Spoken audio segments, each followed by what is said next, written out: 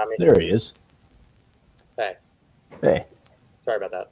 you're all good. Just I got it started, just hoping we can get some people to jump on, but it doesn't Yeah, look like they have. yeah, I was walking the dog. Walked him at a All poor good. time, All obviously. I good. thought I had a little bit more time than I actually did.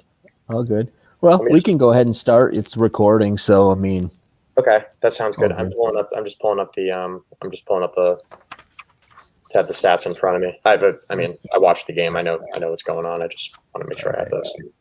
All right.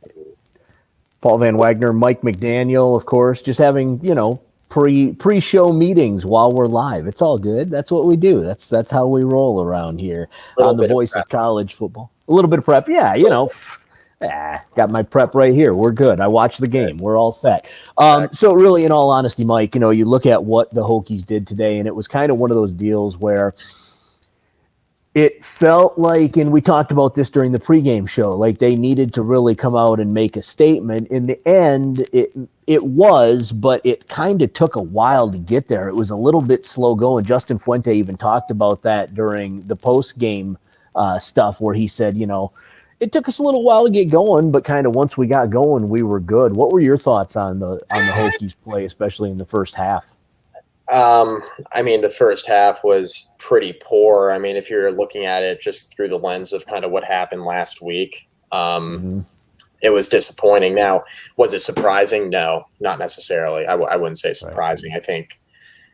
I think a lot of us going into this game expected, and I wasn't one of these people. I thought Virginia Tech would win this game 45-14. Obviously, it was a little bit closer than that throughout. Yeah. But I think what we've come to realize with a lot of Justin Fuente coach teams at Virginia Tech, it's that teams frequently play up to the caliber of their opponents, whether that's for a quarter, 2 quarters, a full game, when Tech wins big games, or they play down to some of their competition, whether that's, beating Furman a few years back, but having it not really be all that convincing, whether it's losing in a blowout to Duke a couple of weeks after that, whether it's, losing to an Old Dominion, a Liberty last year that, look, Liberty's a good football program and they fielded a very good team. Malik Willis is going to be an NFL quarterback, but that's a team you should beat if you're Virginia Tech, right? And so, there's some disappointment with how Justin Fuente's teams respond to, big wins. Yeah. And look, it happened to Frank Beamer too, right? So it's not exclusive to Fuente for sure, but these teams need to play a bit better week over week. They got to be a bit more consistent, right? And that's the bottom line, especially on offense. I mentioned during the pregame show, here's the stat. Fuente's been, this is his 6th year. In 4 out of the 6 years, 2020 was the lone exception. He has had the team break into the top 25 at some point during the year. Prior to today, in those previous 4 seasons, he was 0-4 in his next game. I'll tell you what, man, as a fan of Virginia Tech football, I'm going to take this as a win, right? Because you have broken that trend. It goes back to the whole Georgia Tech thing in the past, right? What was Justin Fuente's Achilles heel? Playing against Georgia Tech. You finally beat Georgia Tech. These are the baby steps that as a program you have to take. And sometimes fans are like, oh, we want more. We want it all right now. Give it to us in gigantic, just let us put our arms around it. But sometimes you got to take thimbles full of it in order for it to get to a point where you are competing on a regular basis for those ACC championships. And I think this was another one of those thimbles full of good that we got. I agree. I think, it's a stepping stone in the right direction. Now, fans, mostly tend to be impatient in general, but I understand, it is year 6. So, I know what Babcock said, okay, we're in year 1. It's like our new year 1 is what he said when he decided to retain Fuente because, now the program has all of the assets at their disposal. But the way I look at this, it's like, well, okay, but it's still year 6. Right. And look, I don't want to make this sound like it's a huge negative. I look at this game today and it was a tale of 2 halves, right? Virginia Tech came out slow, which was, I was hoping they wouldn't, but it wasn't a huge surprise that they did. And it was 14-7 at halftime. But Paul, it never really felt to me, and Tech was playing zone defense, which I didn't really agree with. I thought, you got guys who can line up man coverage. You don't need to line up 10 yards off the ball against Middle Tennessee State's wide receivers. Right. They got some talent on the roster, but they're not like Carolina, for example. And I didn't necessarily agree with that, but I never really felt like Middle Tennessee State was really threatening to win this football game. I know it was 14-7 at halftime, and it was not pretty, but I never felt like this was a game that Virginia Tech was going to lose. And the way Tech played in the second half was more of what I was hoping for in the first half. Right. Offense took some more chances down the field. The offensive line certainly was blocking a bit better. Burmeister was making some better throws. Burmeister was catching some slack on some flack on social media. I wasn't sure I necessarily agreed with. I don't think he was done too many favors. I was actually pretty disappointed with how the offensive line played in the game. And I was disappointed the receivers couldn't get open against some of Middle Tennessee's defensive backs. These are guys who were getting open pretty easily a week ago. But I worry about Virginia Tech against better competition, Paul, because I'm not sure that Tech has the playmakers on the outside that can consistently win one-on-one. They're schemed open a lot. They were schemed open last week, and some guys had some big games. You look at Raheem Blackshear out of the backfield last week. He was very good. Blackshear was very good today, but he was good last week being schemed open out of the backfield. Trey Turner had some big catches. Kavion Robinson had a few big catches last week. James Mitchell as well. But can these guys win consistently one-on-one, Paul? That's the question. And if it comes down to it, fans are yelling, "Oh, we want a downfield passing game. We want to see more of that." Well, what if Cornelsen doesn't think his receivers can get open? Have we considered that part? We can yell for a downfield passing game all we want. We can pin on Burmeister because he's the quarterback and that's an easy target. But if the receivers aren't beating guys one-on-one, at some point, that's a part of it. Right? That's a part of it. Yeah, and here's the crazy thing to me, right? The first year under Fuente, man, they were throwing the ball all over the place. And what were people doing on social media? Just run the damn ball. The fan base, especially with Virginia Tech, is never going to be happy. This is an offense right now that is going to be predicated on the run. They ran the ball. Let me see here. Let me get the number for you. They ran the ball 39 times for 240 yards. That's damn good production. That's 5.7 yards per carry. You run the ball twice, you got a first down. Stop complaining. This is not they understand what they have. Braxton Burmeister is a serviceable quarterback who is going to get you. He's going to make the right decisions, and he's good on his feet. He is not a guy he's not Peyton Manning. He is not a guy that's going to sling the ball all over the place. He's not a gunslinger like a Brett Favre type player. And I know I'm comparing him to NFL players, but it's easier to make that comparison than with other college kids. He is what he is. And I think the coaching staff understands what his strengths are. They understand what his weaknesses are. And they, as you say, Mike, they scheme to that. He only had one play that he really, truly took a shot downfield, and that was the play to Trey Turner over the middle. And Trey was so wide open, I could have hit him with the pass. So, I mean, that was – but you know what? Braxton hit him with that pass, and it was a good play. You watch this team. They're going to dink and dunk you to death, and they're going to run the ball down your throat. And if you can't stop that, you are going to be in for a long day, and that is what Virginia Tech is. If you're on social media complaining about it, stop. It's not going to change. This is what you've got this year. Accept it and be happy with wins. Yeah, and I'll have a film breakdown later this week on sonsofsaturday.com. I just want to illustrate for the fans out there that the receivers aren't consistently winning one-on-one on the outside by themselves, right? So if you're an offensive coordinator and you're seeing your receivers not get open one-on-one consistently, then what do you do next? Well, you don't say, okay, we're just going to run straight go routes. We're going to have Trey Turner try to shake a guy loose and one-on-one try to beat him. That's what we're going to do all day. No, you scheme them open, right? Yeah. You have crossing routes, you have slants, you have stutter and goes. You got all sorts of different route combinations that you run. Virginia Tech's offense has been doing that to a T under Brad Cornelsen for a number of years. They did it last week very successfully against North Carolina. And some of the reasons why they had success in the passing game in the second half of this football game is because they got back to trying to scheme guys open, not just saying, okay, we're going to beat you with our athletes, right? Now, the bigger question, and it's an uncomfortable question for Virginia Tech fans that, I think has been asked and I think it's fair is, why can't our receivers beat Middle Tennessee State's defensive backs one-on-one? that's a more open-ended, broad question that I understand, right? Like that's a concern. You got to be able to win those battles one-on-one, because when you get the Pittsburghs of the world on the schedule, the Miamis of the world on the schedule, when these defenses, these talented defensive back groups go up against your wide receivers, can you trust them to win those one-on-one battles? Even Notre Dame lost a lot on that side of the football, and they almost lost to Toledo this afternoon. But they have talented defensive backs as well that they've recruited. So can Tech consistently win against those defensive back groups? Even West Virginia, the Tech will be facing next week. West Virginia had one of the best defenses, had the best defense in the Big 12 last year. Can you win consistently one-on-one? And at some point, that question is going to need to be answered, right, in a very critical situation in the football game. It's going to come down to, on that particular day, can Tech's receivers win those battles?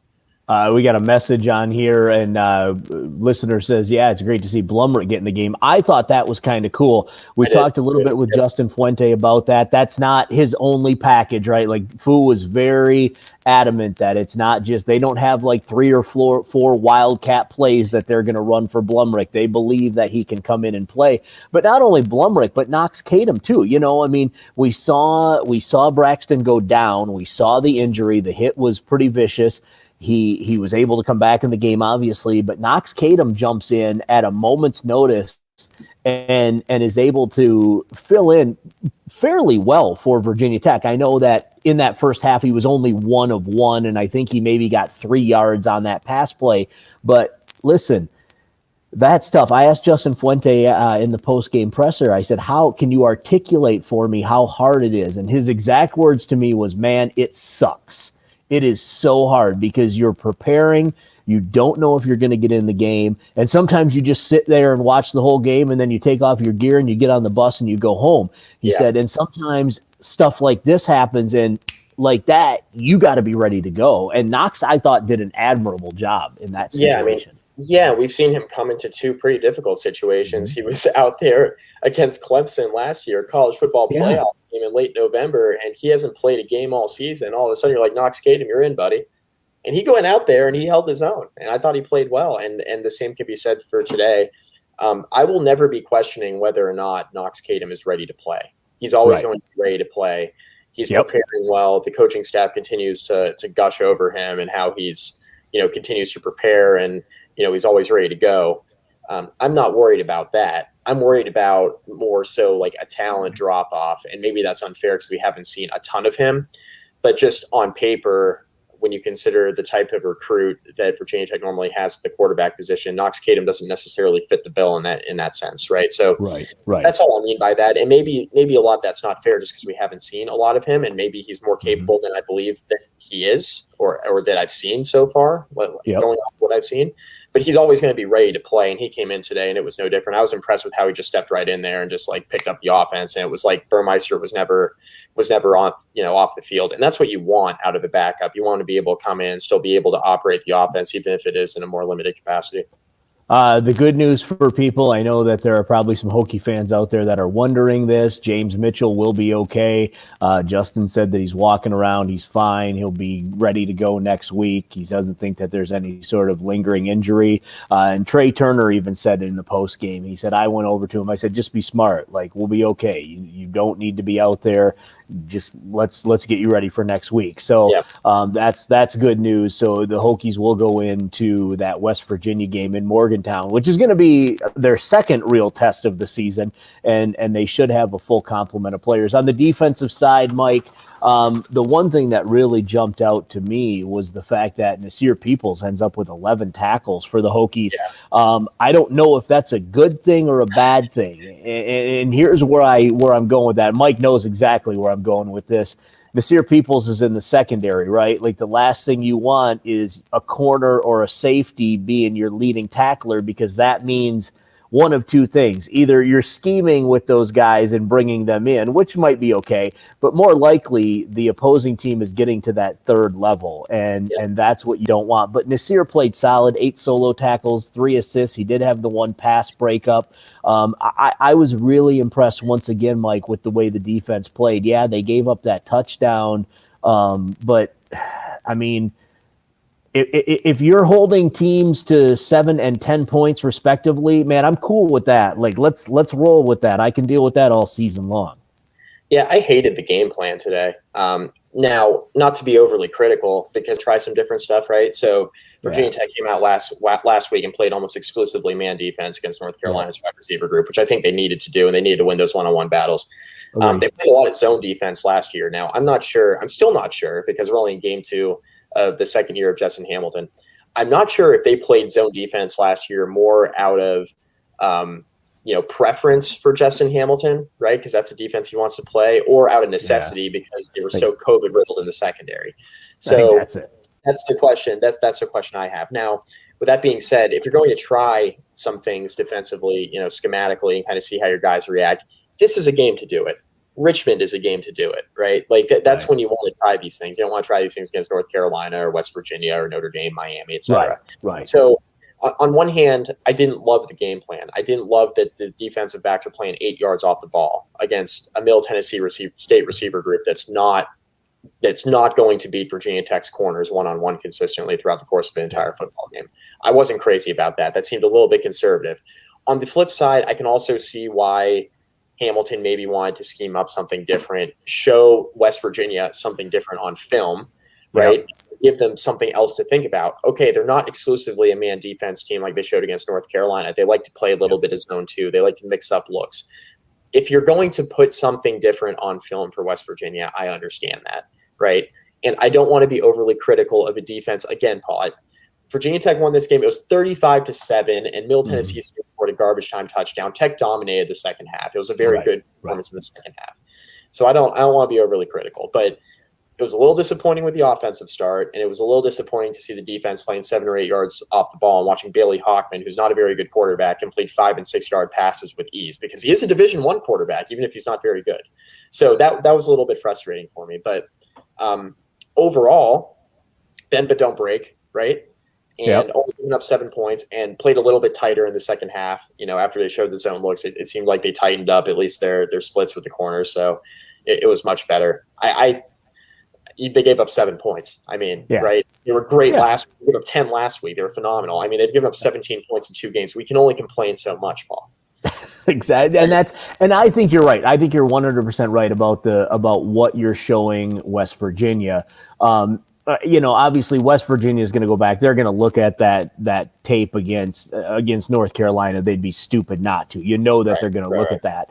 But, it's one of those things that I think they're trying to just not show as much. And I think that showed in the first half, right? I feel like that's what Brad Cornelson was doing on the offensive side, too. They're like, let's not show West Virginia a whole lot. We can probably beat these guys with, our Green Bay Packer 7-play offense that we're going to run and just see if they can stop us. And then they were kind of like, maybe not. Maybe we have to show them a little bit more.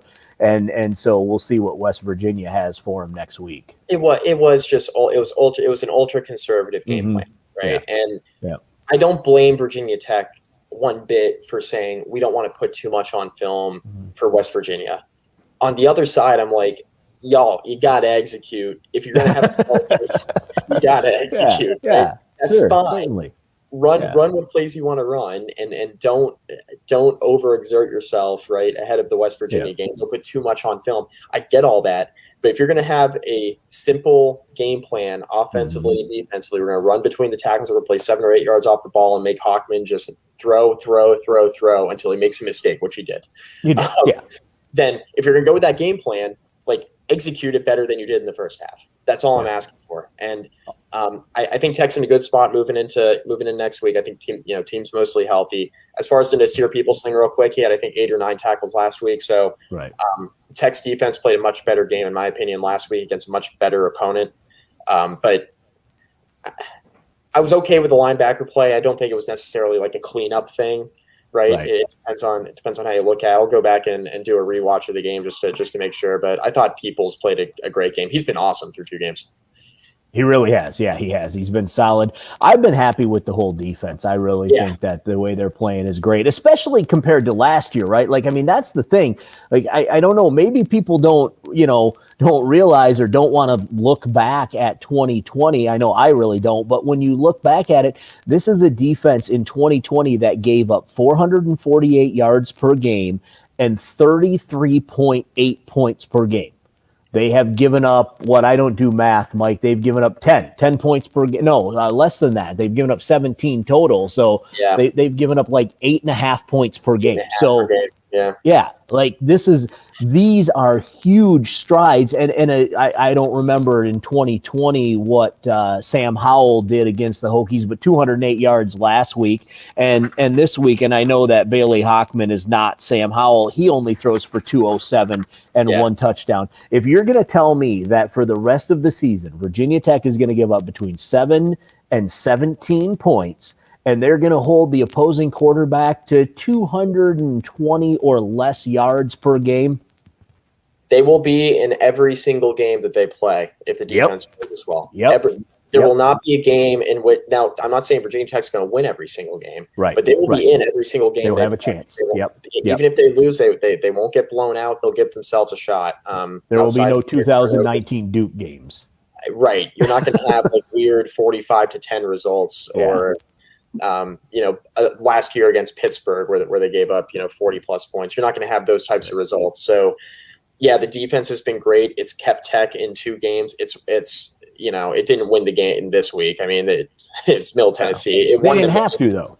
But didn't have to, right? Right. It didn't have to. And the offense needs to be better. And the offense is where the questions lie with this team right now. It's not the defense. I'm there with the defense. Like, I'm there. I play man. And it was more just like, look, guys, I know you're better today. So just line up and play. Don't do this 10 yards off the ball thing. It's just annoying to watch on television. But I'm very happy with how the defense has performed for sure through 2 games. All right, before we get out of here and tell everyone where they can find us, this just popped up, Mike, and I know that you are the man when it comes to the gambling advice. Vandy Dandy wants to know, Liberty a good pick at -3 at Troy? You can pick against Malik Willis if you'd like to. I am not going to, though. So yes, I think that is a good pick. I have not personally bet this game, but that would be a good pick. Yes. Okay. All right. That's fair. The road favorite. I am Paul Van Wagner. I'm the host of The Drive on ESPN Blacksburg. You can listen to The Drive Monday through Friday from 4 until 6. We are on ESPN Blacksburg, obviously locally here in the New River Valley. If you are not anywhere near Blacksburg or the rest of the New River Valley, you can find us online at espnblacksburg.com. And we have an app, the ESPN Blacksburg app. Go to your Google Play Store or your iTunes Store. Just search for ESPN Blacksburg. You can download the app. It's free, and you can take us with you anywhere you want to go. He's Mike McDaniel, and I'm not even going to try to list all of the places you can find him. Mike, tell the people, where can they find you? sonsofsaturday.com, Hokie Hangover podcast if you're a Virginia Tech football fan, and then Basketball Conference podcast if you're an ACC football fan. So I got ACC football content there as well, so go check that out. And if you want to beef with him on Twitter, at Mike McDaniel SOS. At Mike McDaniel SOS. He loves when people come at him on Twitter. It's a lot of fun. I do. Mike, thanks, man. Next week, we'll have the Hokie House pregame show from 9 till 10. Mike will be joining us here. And as will, I believe, Dave Perks. Andrew, Alex, and I will be live at Hokie House, even though they won't be open until 10 o'clock. But that's okay. We get great service there, even when they're not open. So we enjoy that. Yeah, so we'll talk to you all next Saturday right here on the Voice of College Football for the Hokie House pregame show. And then Mike and I will be back here. I'll be at my house. He'll be at his, and we'll bring you a breakdown of the Virginia Tech football game. Hokies win once again 35-14 against Middle Tennessee State. Virginia Tech moves to 2-0 on the season. We'll see if they get a bump in the rankings. There was at least one ranked team that lost today. I'm not going to talk about it because Mark might kick us off the stream, but it didn't hurt my feelings at all. So he needs to go back. He needs to go back to rooting for his alma mater, Kent State. That's right. Yeah, that's right. Be a Kent State fan, Mark. Stop with this Ohio State stuff. It's not a good look for you. Mike McDaniel, take care of yourself, man. We'll talk to you soon. Thanks, Paul.